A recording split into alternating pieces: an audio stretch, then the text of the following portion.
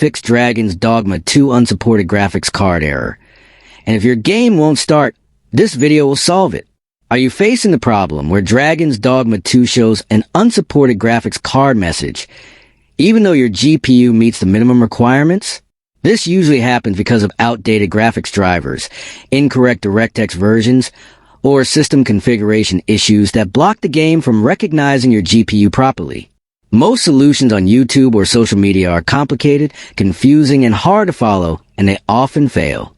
That is why Rexus is sharing a secret easy trick that quickly fixes the unsupported graphics card error and lets Dragon's Dogma 2 launch normally. This simple method works fast, stays safe, and ensures you can play without error messages or crashes. If you want a full step-by-step tutorial showing exactly how to fix Dragon's Dogma 2 unsupported graphics card error, comment below and tell Rexus, and you can finally play the game without GPU issues.